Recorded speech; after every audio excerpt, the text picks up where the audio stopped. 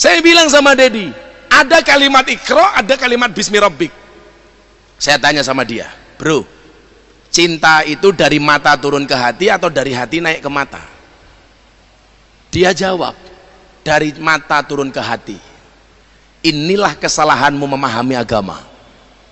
Kok salah? Bagaimana saya bisa cinta kalau mata saya tidak melihat, katanya. Apa jawaban saya waktu itu? Cinta itu bukan dari mata turun ke hati, bro, tapi dari hati naik ke mata. Kok begitu? Iya. Kalau cinta itu dari mata turun ke hati, maka selamanya kamu tidak akan pernah cinta kepada Allah. Kenapa? Karena matamu tidak pernah melihat Allah. Kalau cinta itu dari mata turun ke hati, berarti kamu tidak akan pernah mencintai Rasulullah. Kenapa? Karena matamu tidak pernah melihat Rasulullah. Kalau cinta itu dari mata turun ke hati, berarti orang-orang buta itu tidak akan pernah merasakan indahnya cinta. Kenapa? Karena orang buta itu matanya tidak bisa melihat.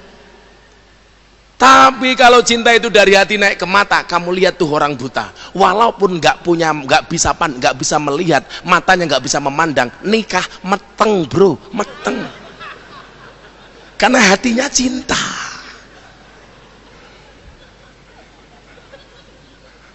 Kok profesor ketawa?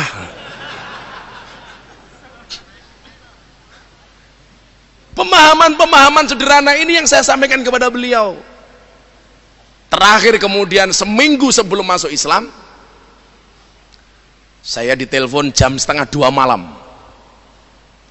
Malam Jumat seminggu sebelumnya, karena dia masuk Islam hari Jumat tanggal 21.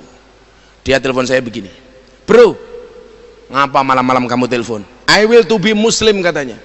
Saya pengen jadi orang Islam. Saya tolak, Prof. Gak usah. Loh, kenapa?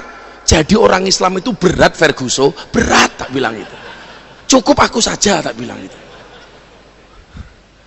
Dia ngayal, pokoknya saya harus masuk Islam. Saya bilang, jadi mohon maaf, hari ini ada orang bilang Mas Dedi masuk Islam melalui Gus Miftah itu desain. Naudzubillah min dzalik.